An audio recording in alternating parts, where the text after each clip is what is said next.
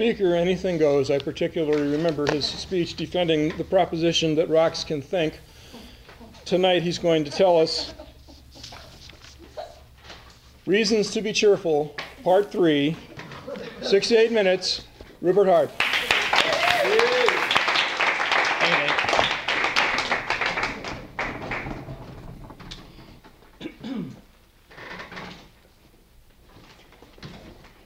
Higgledy-piggledy! Reasons to be Cheerful, Part 3. Tonight, ladies and gentlemen, I am going to break you out of your funk. I am going to give you a reason to be cheerful. Now, I know you're thinking, don't be silly. We're depressed and we're going to stay there. Now, give me a chance and we'll see where we go.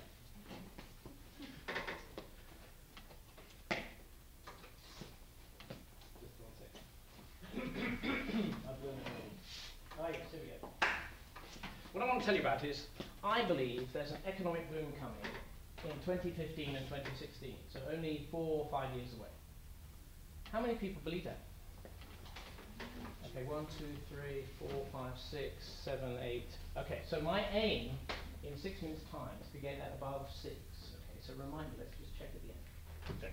Here's why I believe that might actually happen, why we might have an economic boom in 2015 and 2016. First reason is, we've just gone through a recession, and it turns out that just before a recession is a boom, and booms are about 8 years apart. Actually, it's 6 to 8 years, 6 to 10 years. The average is about 8 years. So that means if you look at the last boom would have been about 2007, something like that. 2007 plus 8 years equals 2015. It's a start, right? It's a start. Now, I'm sure you have many doubts, and we'll get to those in a moment, but let's just work on that. Let's look at something else, which I think may make it very interesting. We all know that next year is either the end of the world or it's the presidential election. Well, what happens 4 years after 2016? It is not a coincidence that there's often a boom in a presidential election year. Okay, I know there are many conspiracy theorists here in Santa Cruz, so I'm sure they'll get you going. So let me just remind you again, in my opinion, you heard it here, economic boom 2015, 2016, for 2 reasons. Right? So why would you care? Why does it really matter? I mean, apart from the fact you'd like to be cheerful, you're just determined to be depressed. Well, some people say, well, a rising tide lifts all boats, and that is true. But actually, some boats are lifted higher than others. So I ask you, do you really want to miss out? Do you want to be driving along in 2017, feeling depressed, getting kicked out of your house, and then your high school buddy in this room drives along in a Mercedes and offers you a ride? So, ladies and gentlemen, just listen to what I'm saying momentarily. Now, of course, I could be wrong. I am not in science.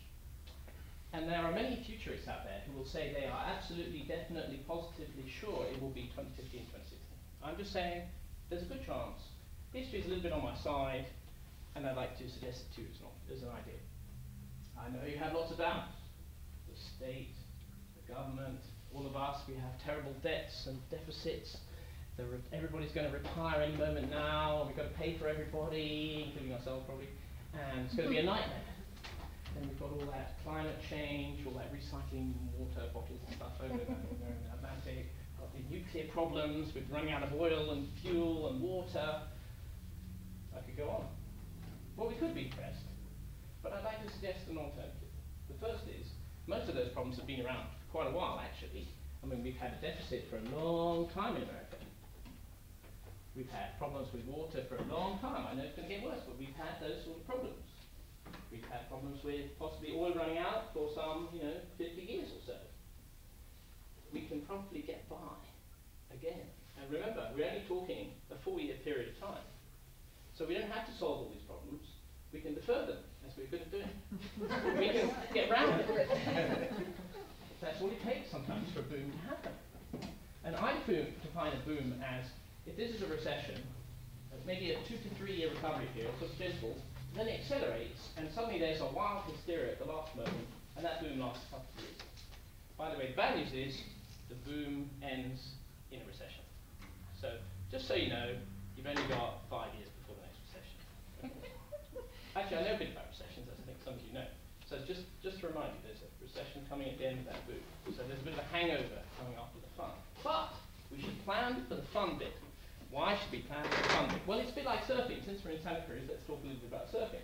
I've only ever done it once, so I really am bullshitting. I'm sure other people here have done it more than I have.